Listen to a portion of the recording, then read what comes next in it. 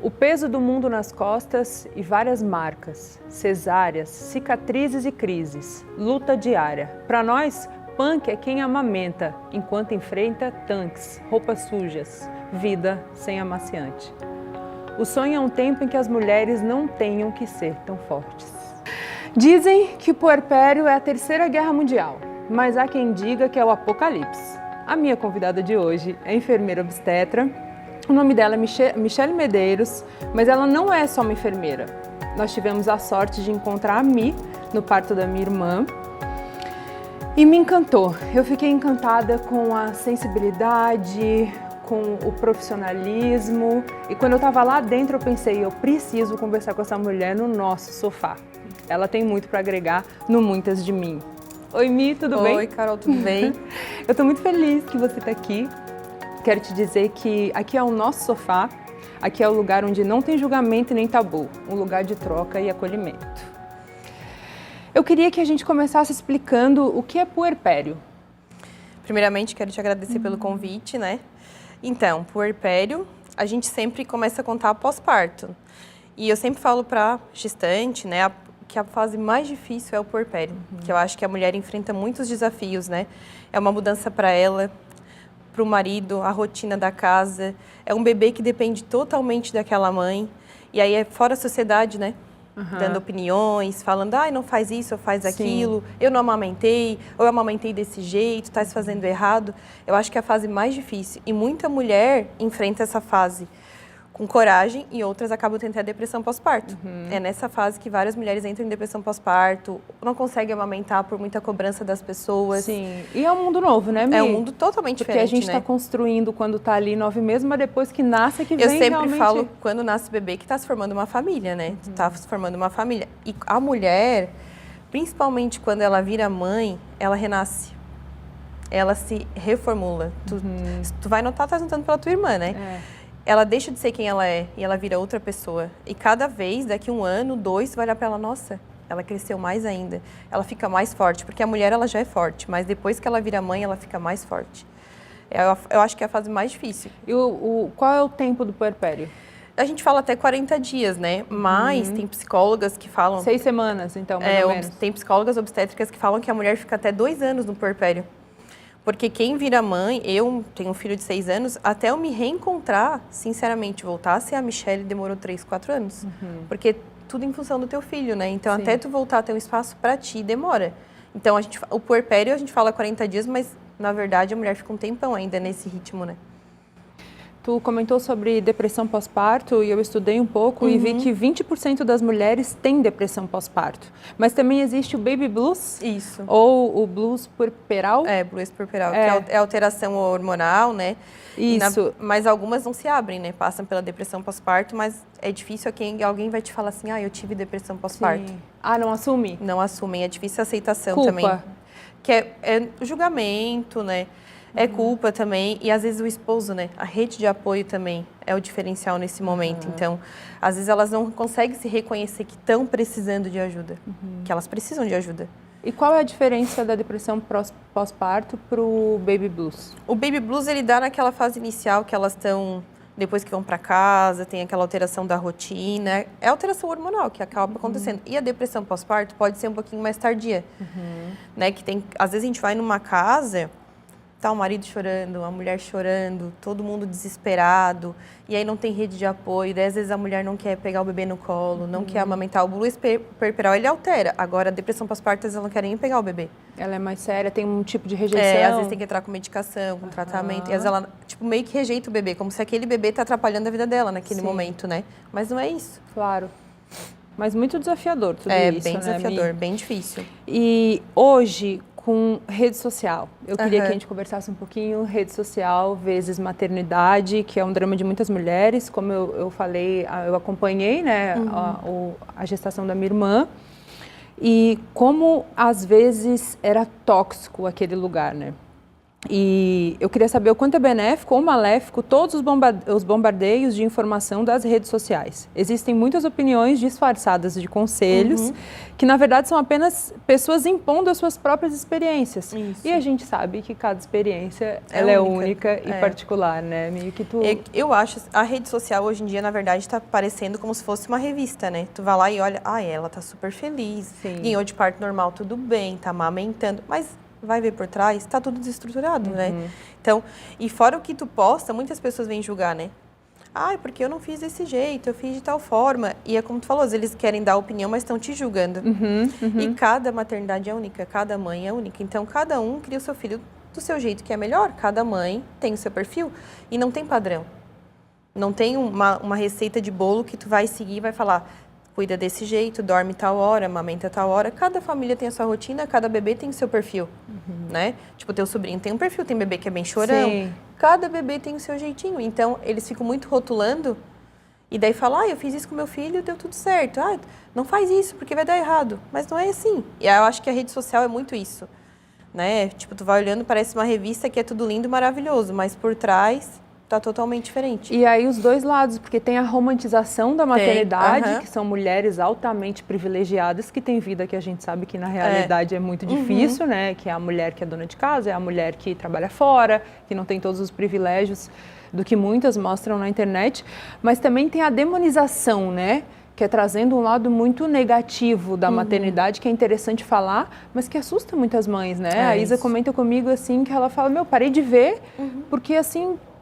parecia que eu não ia dar conta, assim, e a maternidade já é algo que parece que não vai dar conta, né? Mas a gente consegue, né? Consegue, sim. Consegue, a gente tem uma força gigantesca, a gente consegue. E é um dia de cada vez, né? E uma frase que a gente sempre tem que gravar nessa parte da maternidade é vai passar. Tu passa várias fases, né? Muitos passou ciclos. A gestação, sim. Passou o nascimento, a amamentação, daqui a pouco começa a rolar, engatinhar, introdução alimentar. E tu vai ter várias fases. E depois que tu vira mãe, é isso, né? A gente vai chegar, começar a andar, adolescência. Então, a frase que eu sempre gravei pra mim vai passar. E passa. Passa rápido. Passa muito rápido. E daí não adianta tu ficar te julgando, te cobrando, te sentindo menos, porque tal pessoa foi mais tranquila, a tua não foi. Mas pensa, vai passar. E depois vai vir outras e outras e uma evolução, né? Sim. Ô, Mi, acho que a gente precisa conversar sobre violência obstétrica. E ainda existe muita? Olha, eu não vejo... Eu estou na obstetrícia há 9 anos, né? Quando eu entrei foi no Conceição. Raramente, naquela época eu via. Não vejo mais hoje em dia. Os nascimentos são cada vez mais humanizados, mais respeitosos, né? A gente, como enfermeira obstetra, a gente tem bastante autonomia. Tu acompanhou, os médicos confiam no nosso trabalho, trabalham em conjunto com a gente. Então, a gente consegue ter a visão, porque a enfermeira, a gente acompanha a paciente desde o início, né? De meia em meia hora a gente controla o batimento do bebê, acompanha tudo, então a gente acaba estabelecendo vínculo. E os médicos dão autonomia pra gente, daí a gente fala, doutora, tá acontecendo isso, aquilo. Porque eles não têm só aquela paciente, né? Eles têm várias pacientes que trabalham de parto, tem cesárea, às vezes tem a porta, que a gente, na obstetrícia, a gente atende as consultas. E a gente ganhou muito espaço e a humanização cresceu muito. Não sei se tu pesquisou sobre isso, mas a humanização do parto e cada vez está crescendo mais. Violência obstétrica, não vejo mais, não vi mesmo assim. Mas já aconteceu? Tu já presenciou? Já, mas no começo, há 9 anos atrás. E aí consegue intervir ou muito difícil, né? Não dá, porque daí o médico... Sim. Foi lá no começo, há 9 anos atrás, assim, mas me chocou muito. Parecia que estava sendo em mim. Sabe, eu venci, foi uma episiotomia. E tu teve que assistir calada, participar daquilo. Porque, na verdade, o médico estava acompanhando esse parto, assim, né? Mas me chocou. Eu fiquei aquele sábado, foi um sábado de plantão, eu fiquei ruim aquele sábado, fiquei domingo. E até hoje, se eu olho para aquele profissional, eu penso, meu Deus, não é tudo isso que parece. Sim. Mas a gente... Nunca mais acompanhei. Eu trabalhei 4 anos no Conceição, tô 5 ali na Unimed, né? Que antigamente era Socimed. Nunca mais vi. Vamos explicar para as mulheres que a episiotomia é o quê? É um corte lá embaixo na vagina, né? Antigamente eles faziam episiotomia de rotina. Era bem natural, né? Em todas as pacientes. Vai ganhar de parto normal, vamos anestesiar, fazer epísio e cortar lá. Sim. E quando a primeira vez que eu vi, assim, parece que estava cortando em mim. Parece que estava cortando a minha vagina. Foi uma sensação horrível, assim. Porque é uma tesoura, né? Anestesia. Hoje em dia a gente não faz mais. Hoje em dia não é permitido. A gente só faz quando o bebê está em sofrimento total. E também não vi nunca mais, tá? Se eu te falar que faz o quê? Uns 7 anos que eu não vejo, mais ou menos. Hoje em dia a gente sutura ali, onde lacera, onde passa o bebê. Porque às vezes acontece uma abertura natural. Isso, quando o bebê passa durante o trajeto do parto, pode acontecer de lacerar, mas epísio, assim, de rotina, antigamente era, né? Todas as mulheres, se conversar com uma mulher de 20 anos atrás, 30, Sim. todas têm epísio, que era a rotina. E o mais engraçado é que as mulheres que tiveram epísio há 15 anos atrás, se for ganhar um parto normal hoje, lacera bem onde foi epísio. Porque, querendo ou não, é um local que ficou sensível. Daí, onde o bebê passa, daí, às vezes, o médico pergunta, tivesse epísio? Fizeram epísio há 15 anos atrás. Hoje em dia, não. Na minha comadre foi feito, a minha filhada, e aí eu ficava... Tem quantos anos? A Maria hoje tem 11. Tá. E eu me lembro que eu fiquei na casa dela para ajudar e era assim, uma dor, né? Tristeza, porque me infeccionou, não sei, eu tinha que tratar daquilo porque lá. Na verdade é mais ou menos desse tamanho, né? Um corte bem grande, aí dá os pontos. Eu lembro que eu botava o remedinho ali para ajudar, e aí a mulher perde muito também da maternidade, que são os primeiros banhos, que é aquele momento porque ela tá com uma... Não sei se tu andou lendo sobre isso, já tem evidências que quando a mulher que tem episiotomia, ela perde a sensibilidade na relação sexual, né? Ela tem mais dor, tem mais sensibilidade. Então isso... Antigamente era rotina, hoje em dia é só necessidade. A gente mudou o termo, né? Antigamente era isso, era epísio e o fórceps. Não sei se tu ouviu sobre fórceps. Sim. Hoje em dia, nem usa usa mais. A gente conversa com as mulheres mais antigas, como é natural falar sobre isso. Ou empurrar a barriga para o bebê nascer. Tipo, subir, empurrar. Elas empurravam. Hoje em dia não tem nada disso, mais, não. Mulheres, então, por favor, não a gente existe, precisa não. intervir. Tu sabe que a gente vai conversar aqui sobre doula. E eu acho que essa preparação que a doula traz para a mãe é muito importante, porque na verdade a gente não sabe. E como a gente falou antes, existe um bombardeio de informações. Tu não sabe o que é de verdade, tu não sabe o que não é, né? Então acho que na nossa experiência ali de casa, eu não sou mãe, mas a minha irmã foi agora e a gente é muito próxima. Como ela já chegou mais preparada por ter feito esse acompanhamento, a doula não estava no momento, mas a gente teve a sorte de ter a Mi.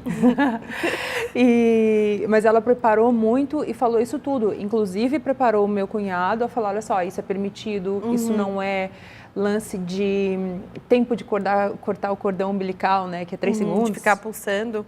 De perceber essas coisas. Como foi importante eles estarem sabendo disso tudo. Assim. Eu lembro de quando elas ganharam espaço, assim, as doulas. Eu estava no Conceição, foi em 2016 para 2017. Até tem uma doula que...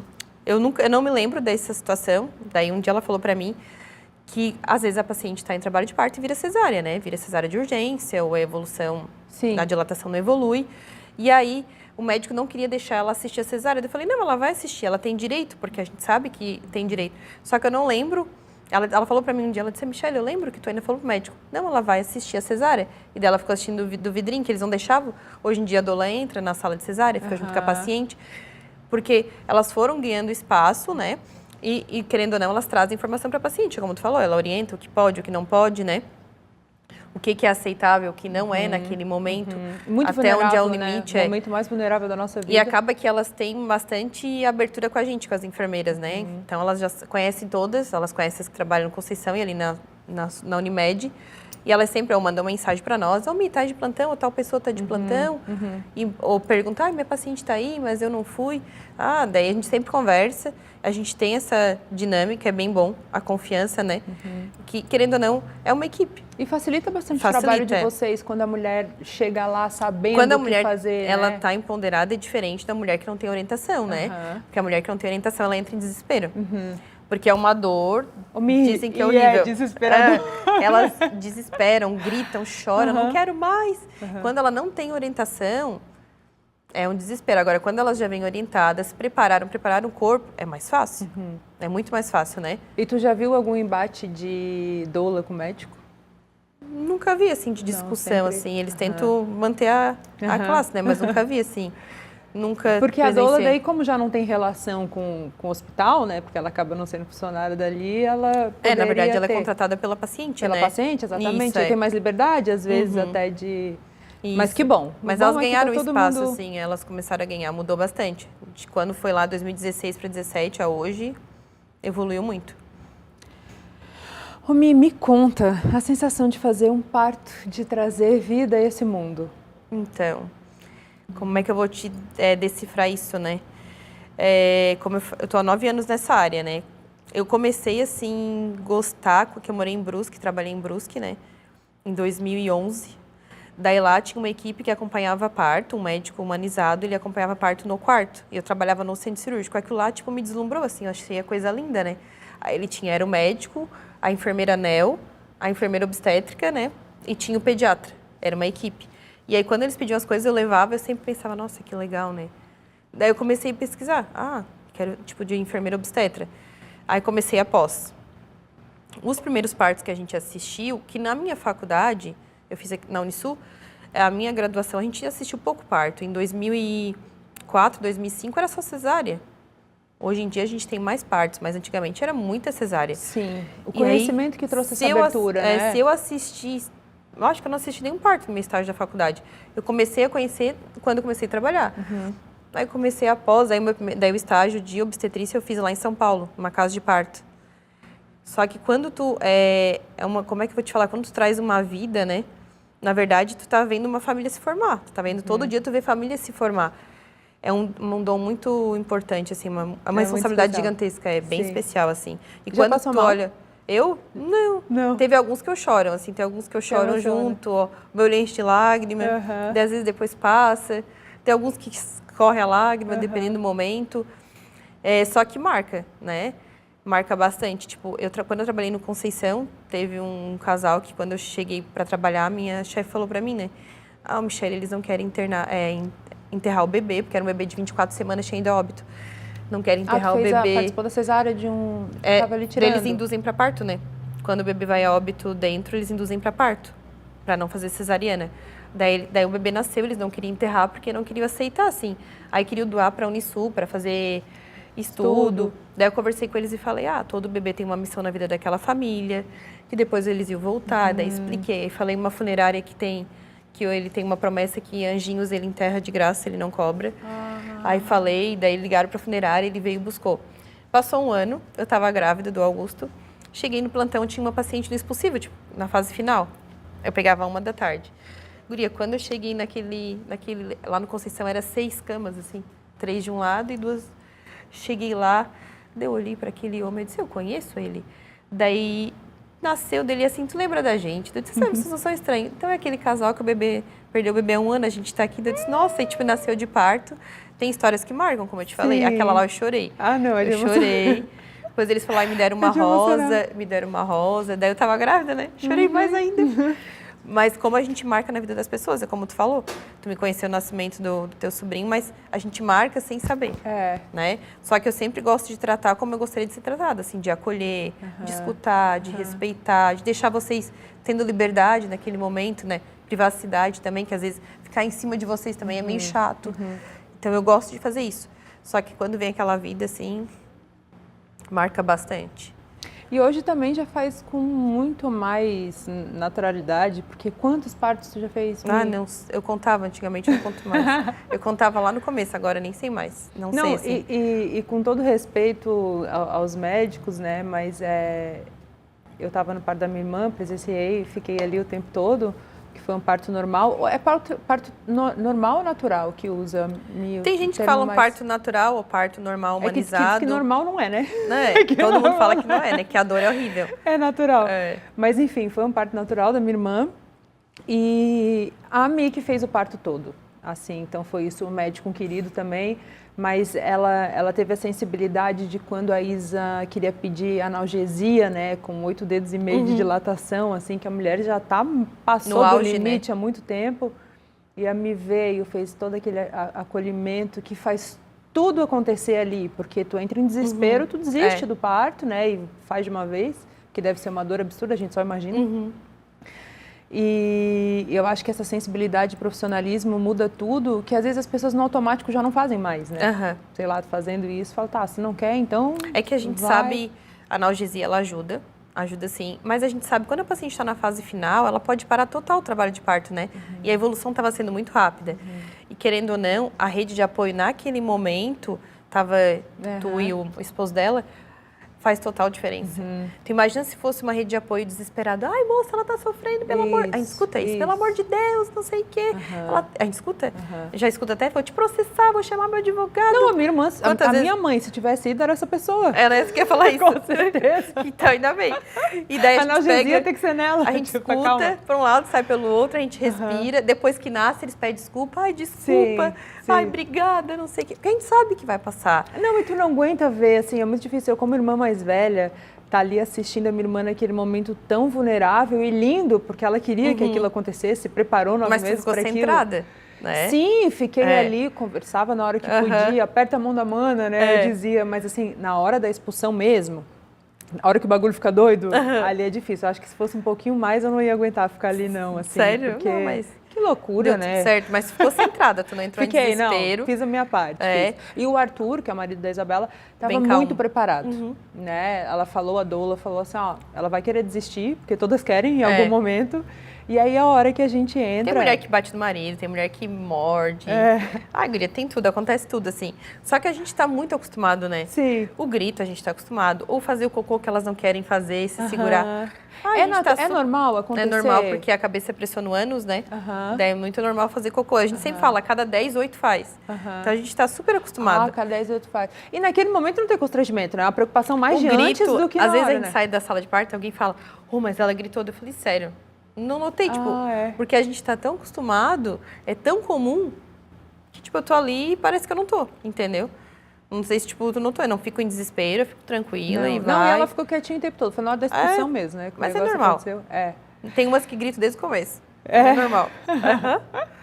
E eu achei legal que ficou o tempo todo só a Mia, ela ia e vinha na sala, né? E ela sabia, porque foram 3 forças quando a gente foi pro banquinho. A Isabela, né? Mas quem estava ali no parto, foi todo mundo pro banquinho.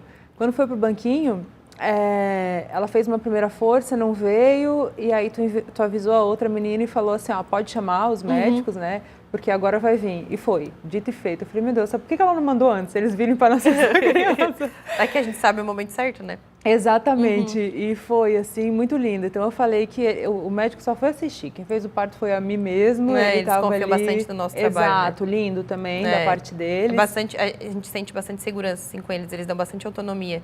Isso é muito bom, né? Eu sempre falo que a gente trabalha em conjunto, em equipe, né?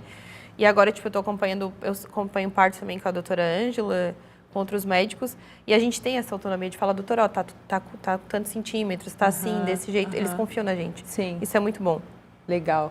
Ô, Mi, tu tem dicas para dar para um bom parto, seja ele cesárea ou normal? O que eu oriento? Geralmente elas se informar, né? Estudar sobre a via de parto, as duas, parto normal ou cesariana, preparar o corpo, se quiser parto normal. Hoje em dia tem fisiopélvica que ajuda bastante. Sim. Elas orientam na respiração, nas posições.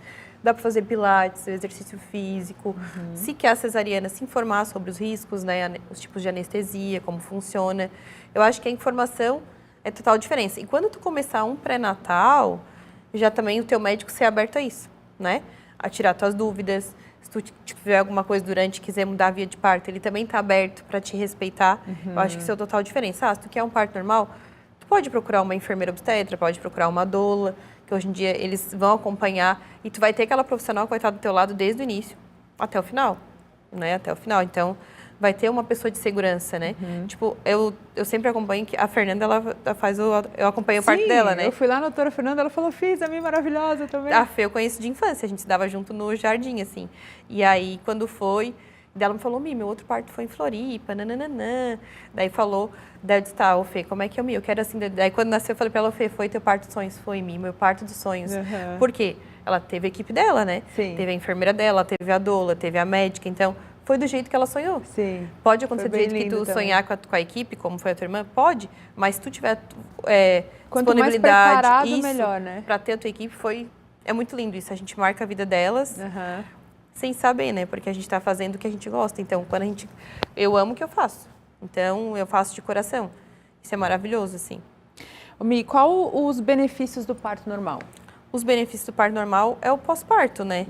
Menos riscos de sangramento, a recuperação. A mulher ganha, já come, toma banho, já está andando normal, fazendo tudo sozinha.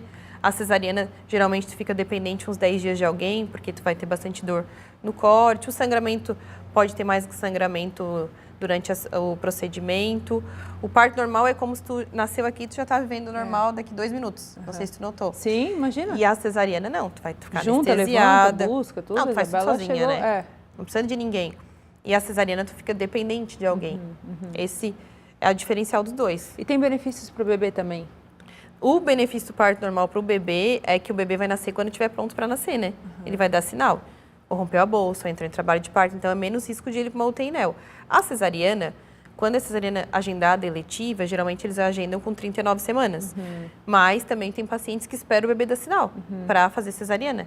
Romper bolsa, ou entrar em trabalho de parto, que daí o bebê, opa, tô pronto, vamos nascer. Porque antigamente todo mundo agendava cesariana até com 38 semanas. Eu quero que nasça, Antes. sei lá, dia 20. Então, dia 20, eu tô de 38, vai ser dia 20. Eu não quero que nasça ariano. Nem me fala nisso. Que eu falei que eu não queria ariano, meu nasceu ariano. Viu? Eu falei, era pra ser 24 de abril, nasceu 25 de março. Muito bom. Rompeu a bolsa, eu disse, vai ser Ares. É difícil, um ariano. O meu pai é ariano. É? Por isso que tu falou. Eu sei. Então, daí, tu sabe o que tu passa.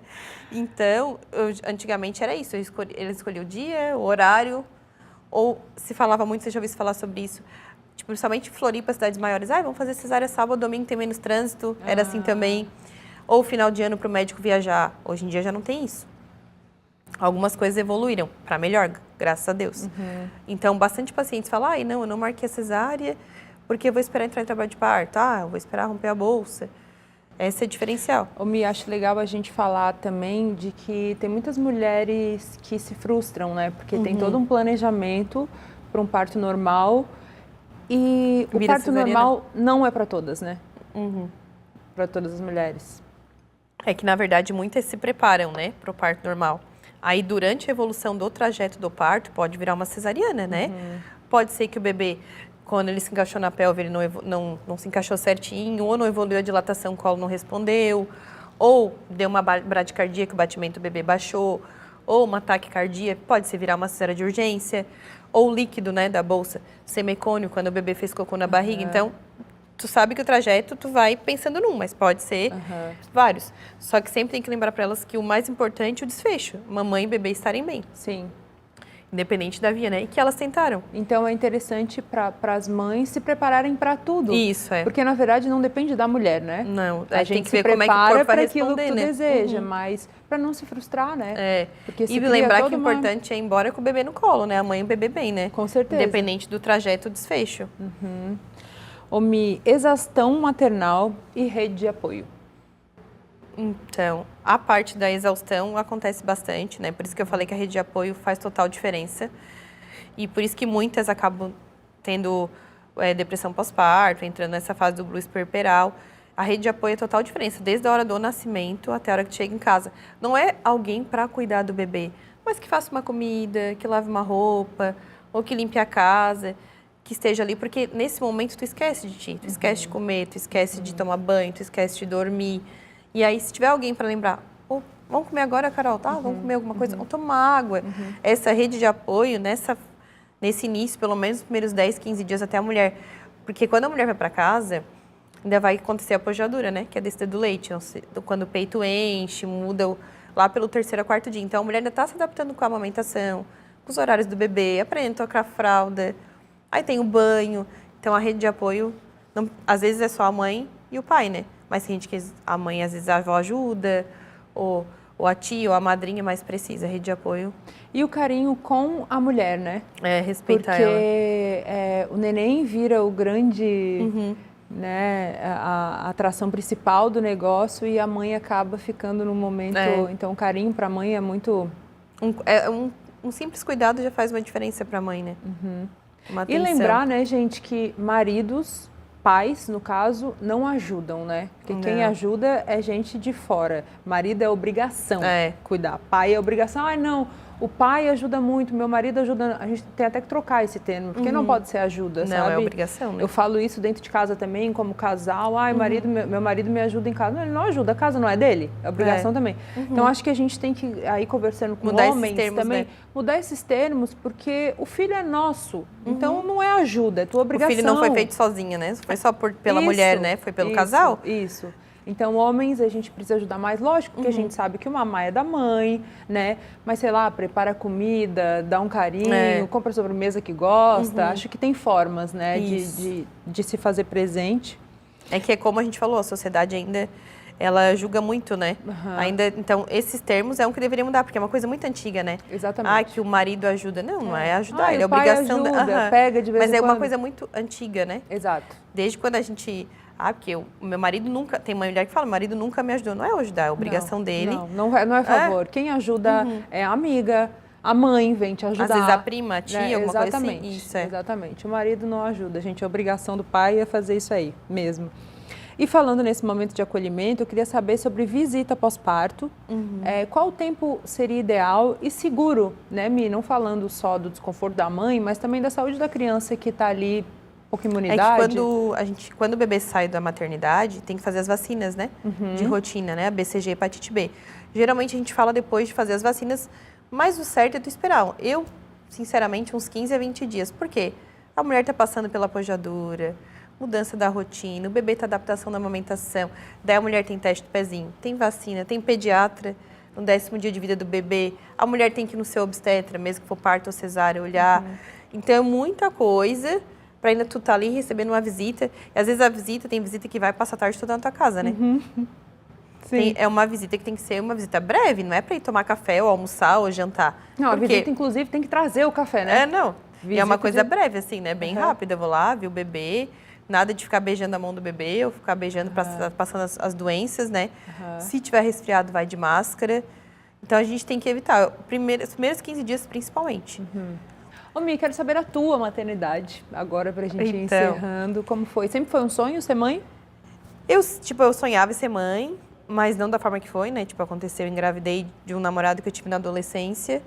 E aí ele nasceu prematuro, né? Durante a gestação, como eu sempre trabalhei nessa correria e era lá no Conceição, em 6 horas de plantão, era 10, 12 que nascia, né? Era muita coisa. Então, ela empurrava a maca, empurrava carrinho. Tive trabalho de parto prematuro por essa vida agitada. Com 24 semanas, tive que parar de trabalhar. Tive 1,5 centímetros. Aí fiquei de repouso. Depois voltei com 32, eu acho. Aí voltei, depois peguei um pouquinho de atestado. Eu ia voltar a trabalhar na segunda. No domingo, rompeu a bolsa. Com 35 semanas. Daí ainda falei, 35 semanas. Aí eu lembrei que era a minha equipe de plantão. Daí eu liguei e falei, ô, Miguxa, quem tá de plantão? Daí ela falou, é o Saron. Falei, que anestesista é o Léo, porque eu queria o Léo. Daí eu disse, rompeu a bolsa. Então vem que a gente tá esperando, o Guto vai nascer, que é o Augusto.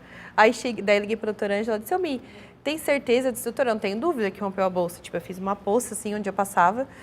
Aí cheguei lá, não tinha vaga na ANEL, dei a pediatra, eu não acredito, não tem vaga. Daí eu disse, eu vou ter que dar um jeito, que é 35 semanas, menino, tem sempre desconforto respiratório.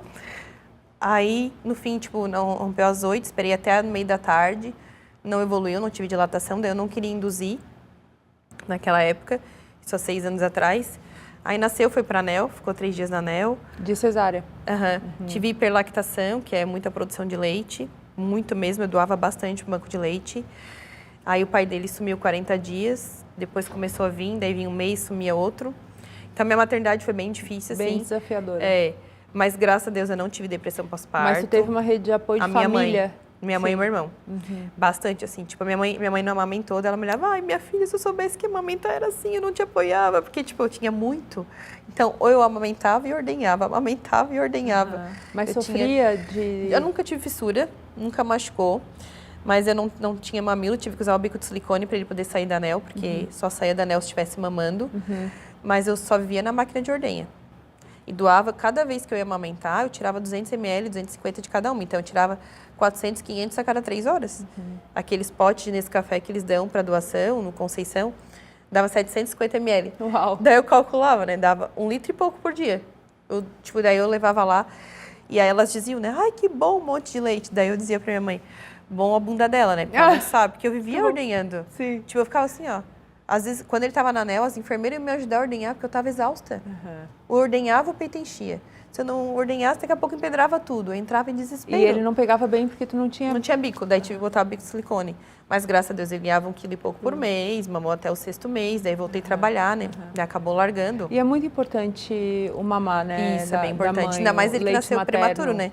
Ele nasceu prematuro, aí deu alterado o teste do pezinho no início pela prematuridade.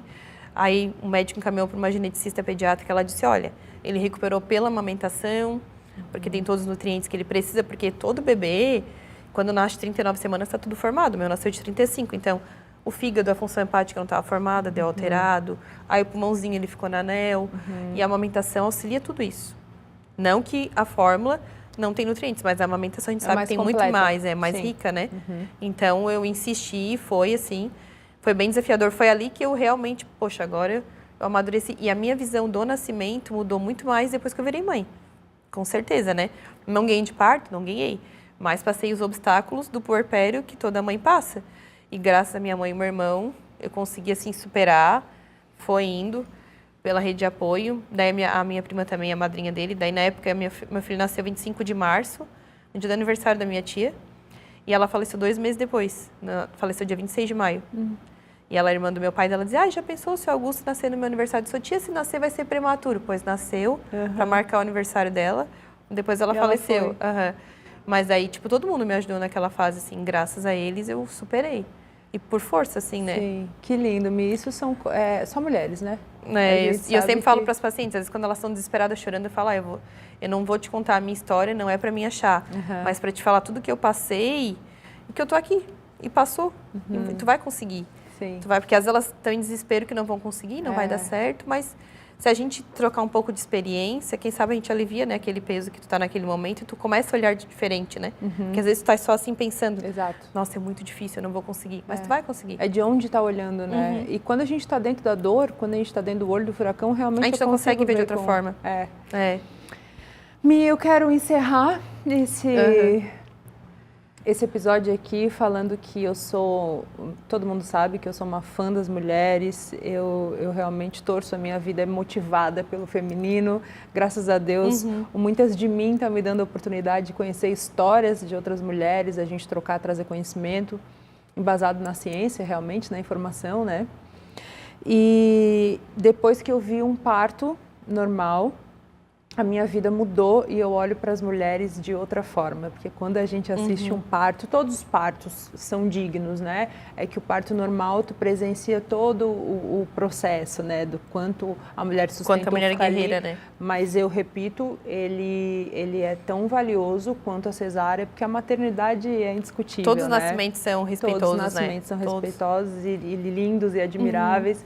Mas eu saí dali, quando tu assiste um parto normal, a gente olha para as mulheres como deusas mesmo, que é o que somos, né? E a gente vê quanto Deus é perfeito, né? Perfeito, perfeito. E Mito é uma deusona maravilhosa, que quando eu estava lá dentro daquele hospital, eu falei, eu preciso falar com essa mulher, porque ela é muito de mim e ela tem muito para trocar. Parabéns pelo teu trabalho. E esse sofá é teu.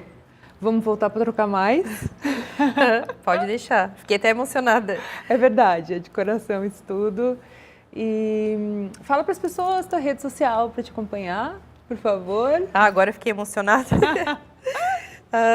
É Infimi Medeiros, né?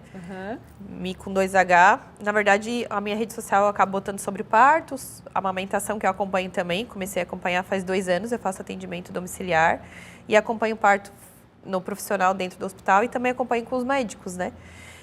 Até eu não ia começar a acompanhar a parto externamente, só que a Fernanda foi uma que me chamou, que ela disse, Mi, eu quero que tu acompanhe. Daí eu falei, eu só ia começar quando minha mãe se aposentasse, porque daí tinha que ficar com meu filho.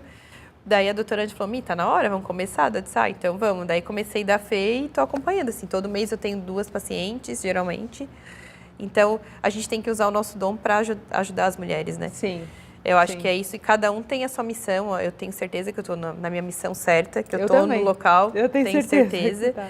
Assim, hoje eu vejo, eu entrei na enfermagem por acaso, mas na obstetrícia eu amo o que eu faço. Encontrou mais. Isso, eu amo o que eu faço e quero cada vez ajudar mais mães. Né? Então, se alguém quiser, pode me procurar, perguntar. Estou sempre respondendo para acesso. Obrigada pelo convite. Imagina. Deixou até emocionada. Ai, coisa boa. Obrigada, Mi. Obrigada, você é maravilhosa. Obrigada.